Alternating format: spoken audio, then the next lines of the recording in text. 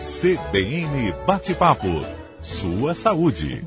A gente tem mais uns 20 minutos para conversar agora sobre a ebola, mas caso você ainda tenha dúvidas sobre chikungunya, sobre a febre chikungunya, fique muito à vontade, porque a gente está só, assim, percebendo que há necessidade também de falar da ebola, não só no Brasil, mas no mundo todo. A gente não sabe, graças a Deus, o Brasil, até então, está livre. E o medo que a gente tem é de que isso tudo chegue e pegue a população também despreparada. E muito mais até do que para a febre chikungunya, porque a febre, de uma maneira ou de outra, a gente contorna, tem como você tratar, tem como você conscientizar o povo. E a ebola não dá tempo de nada, né? Chega, bateu, valeu, saúde, daná, foi, morreu, acabou. É sempre assim. E o medo que a gente tem é esse, né? Será que o Brasil tem preparo, tem unidades, que são unidades intensas de tratamento, sabe? Aquele que você precisa ser isolado, não pode ter nenhum tipo de contato com o paciente diretamente, aquele que está infectado, ele fica longe de tudo, do mundo de todos, mas é praticamente dentro de uma cápsula protetora, né? Um núcleo preparado só para isso. Eu não sei até que ponto o Brasil tem esse preparo. Será que no Brasil todo a gente tem um hospital sequer com o isolamento perfeito? Será que a gente tem isso no Brasil? Isso circula. A gente recebeu, inclusive, um material, eu recebi pelo WhatsApp, de um grande amigo, um material, e posso aqui dizer o nome já, falando sobre a ebola e dizendo tudo o que tem acontecido e o medo que há por parte da classe médica e de quem trabalha nessa área. A questão é, o ebola está controlado fora e aqui no Brasil. Há controle ou não? Porque não chegou, o que é que a gente faz? Aqui, recebi. Eu queria só ler um pedacinho para Lula Tavares e para você que está em casa. É bem rápido. Um dos itens, por exemplo, o tratamento de pacientes com ebola, que frequentemente apresentam diarreia, quase coleriforme, baseia-se em intensa reposição hídrica, monitoramento contínuo de eletrólitos, uso de drogas vasoativas, controle de sangramentos, uso de plasma fresco, monitorização do paciente de forma contínua, ou seja, o tratamento em unidades críticas. A gente já não fala mais nem da intensiva. Será que temos UTIs preparadas? A resposta todo mundo sabe qual é. Ele começa já dizendo isso e vai falando de outras coisas. Como é que a gente enfrenta essa doença?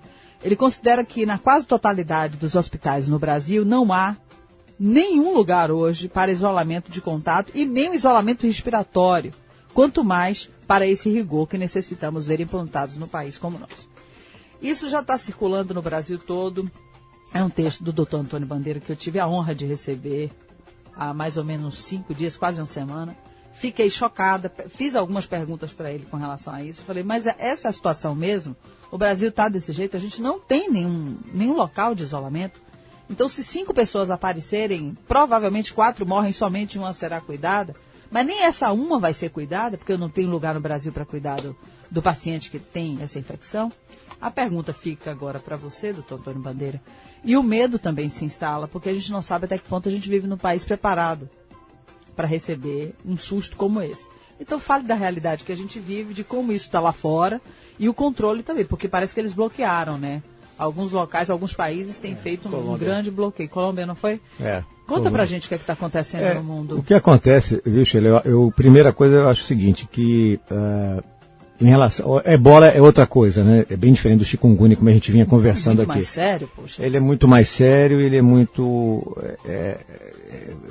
mais problemático, porque, primeiro, aí a letalidade é alta, né? A gente está vendo na África, os dados são em torno de 50% de letalidade, ou seja, um cara e coroa, né? Quem pega, um salva e o outro vive. É brincadeira. Então a mortalidade é muito alta e, diferentemente do chikungunya, no ebola há a possibilidade, e ela é importante, de transmissão de uma pessoa para outra e principalmente de transmissão para os profissionais de saúde. Então eu diria que o ebola, dentro daquilo que a gente acabou de falar, que são essas doenças emergentes e esse novo impacto no serviço de saúde, o ebola, para mim, ele é um dos mais catastróficos no sentido de que ele coloca o profissional de saúde diretamente sob risco. O profissional de saúde, a gente totalmente viu, exposto, né, doutor? As enfermeiras no Texas foram 2, foi um e mais outro auxiliar, na Alemanha, na Espanha, os lugares todos.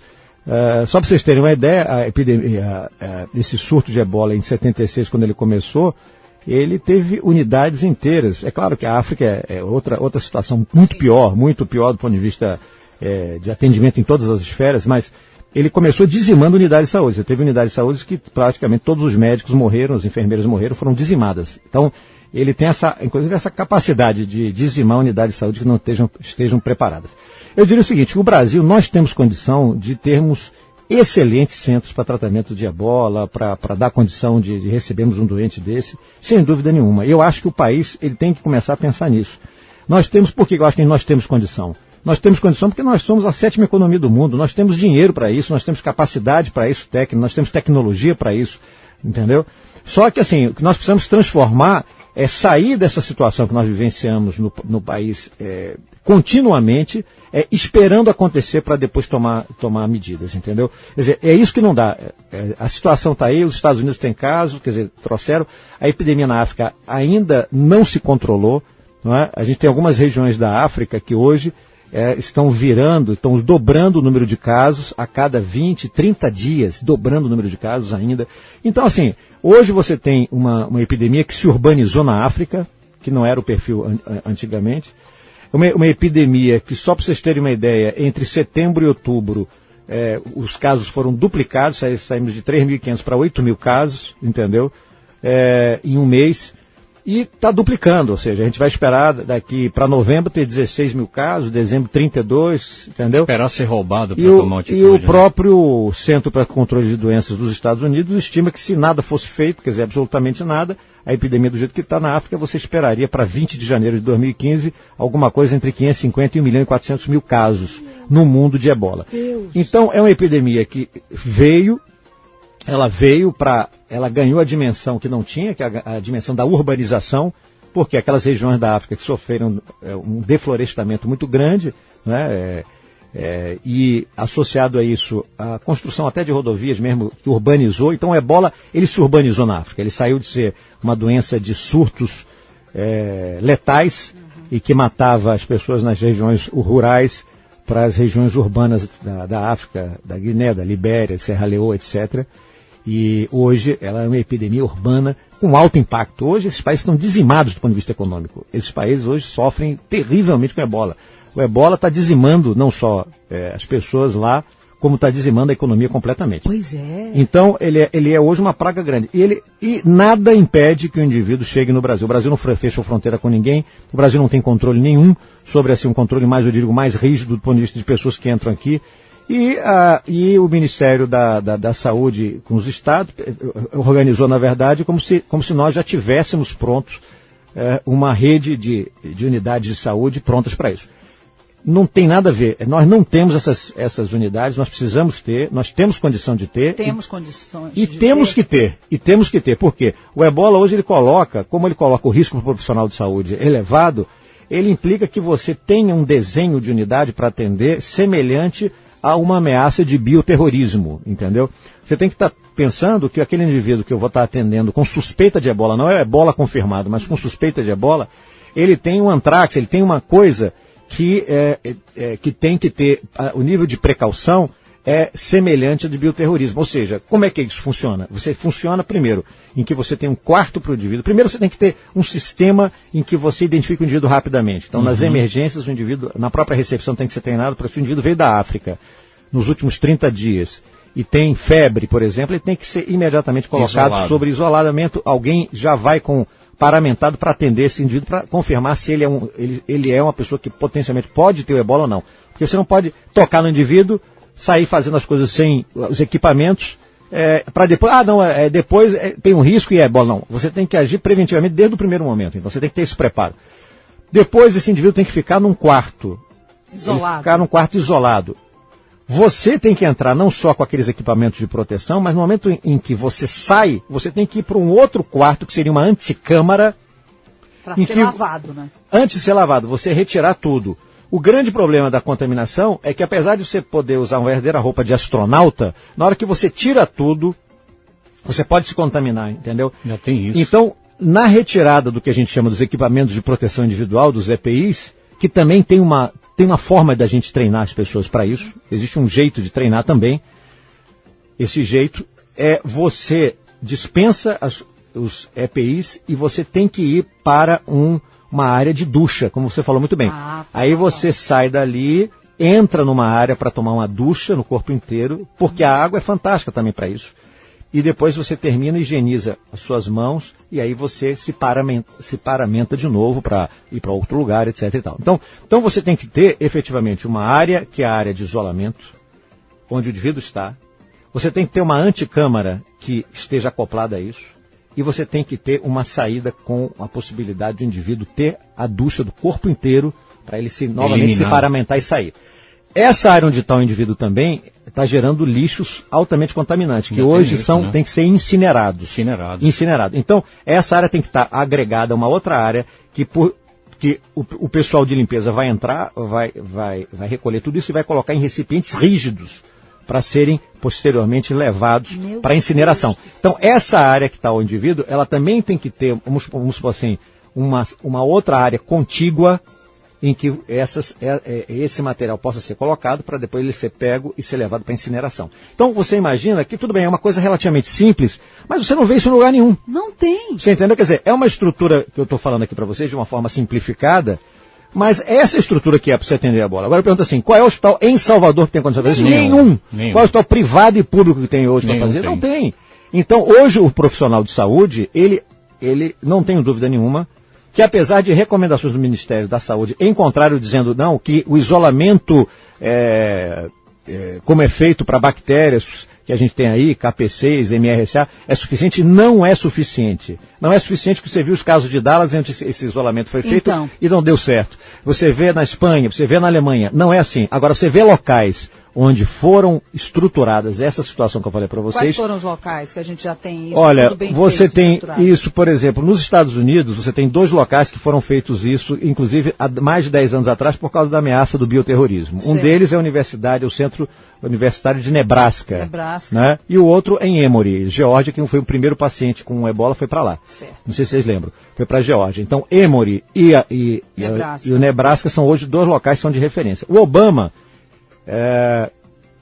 um colega nosso, que inclusive brasileiro, que trabalha lá num desses centros, me falou que o Obama acabou de liberar agora verba para construírem mais 10 centros nos Estados Unidos. Então, é essa situação que nós precisamos. Quer dizer, nós precisamos o seguinte, temos como enfrentar? Temos condições técnicas, de pessoal, de recursos, de tudo, temos. Agora temos que partir para isso. Quer dizer, nós temos que pensar em, nem que fosse colocada num centro aqui no estado da Bahia, não, vamos pegar o hospital X, Y, Z, mas aí transformar, você tem que ter as reformas físicas que façam com que o indivíduo possa atender o indivíduo dessa forma. Porque tem que suspeito, ele vai ser direcionado para lá. Porque senão o profissional de saúde, o médico, o enfermeiro, o fisioterapeuta, qualquer um está sob risco mesmo. De contágio. Não, e a coisa Agora, crescente, não é? Doutor Antônio, eu queria, para tranquilizar a população, porque a gente viu a semana passada, me parece, casos de discriminação no Paraná em relação à comunidade africana que está lá.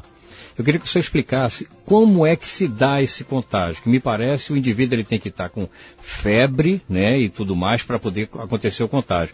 Queria que você explicasse como é que é esse contágio, para que a população não ache que se encontrar uma pessoa que veio da África, vai, no ato de apertar a mão, pegou o ebola. Ou no fato de simplesmente você explicasse como é que é esse contágio. O ebola, ele é transmissível a partir do momento que o indivíduo passa a ter sintomas. Né? Então, a partir do momento que ele passa a ter sintomas, ele transmite. Agora, a questão do ebola é que também é para nós uma coisa também fora do comum, porque assim, você tem um vírus respiratório, você elimina ele pela área respiratória. Ele não está presente nas fezes, ele não está presente no líquor, não sai presente em tudo. O ebola é uma coisa impressionante. Ele é um vírus que está no suor, ele é um vírus que está na lágrima, ele é um vírus que está no sêmen, ele está no sangue, ele está na urina, ele está nas fezes, ele está na saliva, ele está em tudo. Deus. Então a transmissão, ela Lula, exatamente assim mesmo como você falou. Pegou. Ou seja, o indivíduo lhe cumprimentou, ele está transferindo o ebola para você. Entendi. O indivíduo lhe deu um abraço, ele está transferindo o ebola para você. Então, só para você ter uma ideia, você pode ficar com ele no sangue 21 dias, apesar do cara estar bem já. 21 dias ele ainda circula no sangue e no sêmen ele pode ficar 90 dias. apesar de você relação estar... sexual, então, inclusive você pode ter essa situação, quer dizer, apesar do cara estar... indivíduos que curaram ebola, porque o ebola, assim, ele começa com o mesmo quadro parecido até com a dengue, com chikungunya, né? Febre alta, dor de cabeça, mal-estar e tal. Diferentemente, você tem, assim, diarreia, que pode ser, como a Sheila leu, aquele documento, pode ser coleriforme. O indivíduo pode chegar a ter 20 litros de dejeções por dia e ficar desidratado, etc. Então, é diferente, você tem a diarreia acoplada aos sintomas também. Mas ele tem fortes dores de cabeça, dor no corpo, ele pode fazer um rash, quer dizer, aquelas vermelhidões no corpo parecido até com a dengue. E, inclusive na África mesmo, é confundido mesmo, lá com chikungunya, que na África tem muito chikungunya, tem muito dengue. Eles confundem muito. Primeiro chikungunya para depois pensar na bola. Eles confundem muito. Então, e depois você tem diarreia e o indivíduo geralmente, assim, ele tem, sim, 10, 12 dias é mais ou menos ele está onde é o prognóstico. Quer dizer, se o indivíduo vai curar, em 2 a 12 dias ele vai melhorando e cura. Né? Você tem metade das pessoas curam espontaneamente, né? E metade falece. Esses que curam, isso que eu digo, ele pode ficar, apesar de estar curado, assim, quer dizer, curado sem sintomas mais, 15 dias depois do início dos sintomas já está bem, ele está ainda no sangue circulando o vírus da ebola. E no sêmen ele vai ficar 90 dias desde o início, ou seja, ele vai passar meses ainda tendo o vírus no sêmen. Claro, não vai causar para ele nenhum problema, mas como você falou, ele é um vírus que está presente e pode ser transmitido. Então, mais uma vez, o quanto é importante a utilização da camisinha na relação sexual, né? De controle. Quer dizer, além da AIDS, você tem agora o ebola, então tem que se conscientizar, gente. Como o doutor Antônio falou aqui agora, o ebola ele também não tem aspecto de... A pessoa pode estar curada, mas no sêmen fica lá 90 dias.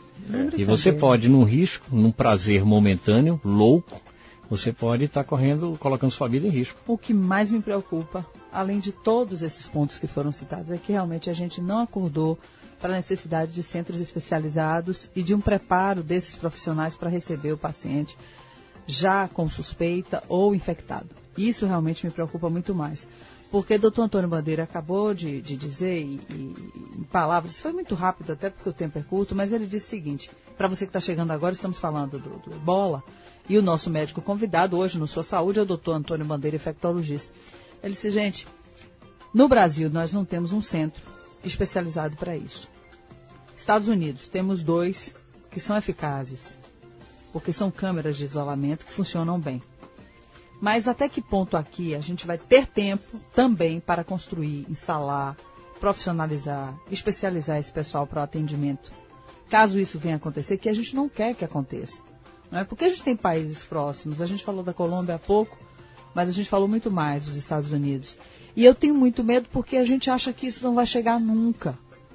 O Brasil tem mania de achar. Sabe que Deus é brasileiro, né? A gente sabe disso. Mas a gente sabe também que as coisas têm mudado muito, que os acessos são mais fáceis, que a gente não tem somente as vias ligadas à parte aérea, né? A gente tem vias hoje que ligam um país a outro, que são muito utilizadas, as marítimas são muito utilizadas. A gente tem a chegada de africanos em vários portos do país inteiro.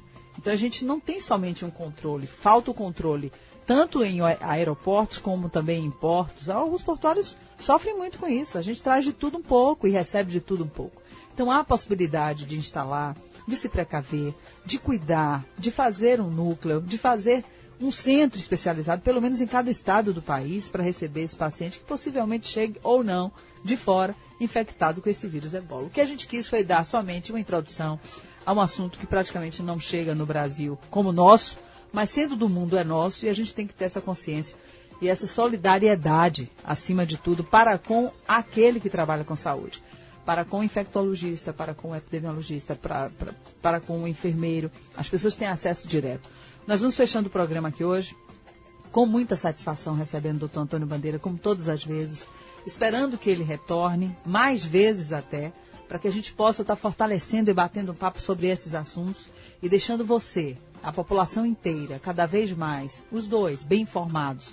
O que a gente quer é que você se sinta à vontade para conversar com ele e fazer deste canal, que é CBN Salvador, um canal aberto, para que a gente tire todas as dúvidas e te traga cada vez mais para a gente. Essa fidelidade é importante e a credibilidade da emissora também. Então a gente agradece a participação do doutor Antônio Bandeira. Muito obrigada, querido. Sheilinha, Lula, muito obrigado. Eu só queria dizer uma última coisa, acho que até para as pessoas ficarem... de certa maneira, assim, acho que a gente tem que ter a preocupação e tem que agir preventivamente, mas é também colocar claro o seguinte, quer dizer, que também as pessoas têm que entender que não tem nenhuma epidemia de ebola hoje no Brasil. Isso, exato. Que nós ainda, graças a Deus, não tivemos nenhum caso confirmado até o momento. Claro que isso não nos dá uma tranquilidade absoluta de dormirmos em berço esplêndido, mas a gente tem que tomar atitudes. E eu acho que as atitudes são essas, enfrentar o problema e fazer a coisa que tem que ser feita, sem dúvida alguma. Agora, eu acho que tem que ter essa coisa também das pessoas ficarem tranquilas, porque senão daqui a pouco alguém acorda amanhã com dor de cabeça, febre, e vai achar que está acabando. Então não tem nada disso, quer dizer, vamos voltar, vamos pensar racionalmente e não emocionalmente para tentar fazer com que as coisas ganhem, né, fluxo e sejam resolvidas da melhor forma possível. Perfeito. Né? Excelente. Tá bom. Doutor Antônio Bandeira, grande abraço. Ótimo tê-lo aqui. É bom, né, Lu? CBN Bate-Papo fica lisonjeado Fortalece, com essa né? presença aí maravilhosa. A gente se sente muito bem, viu, querido? São 2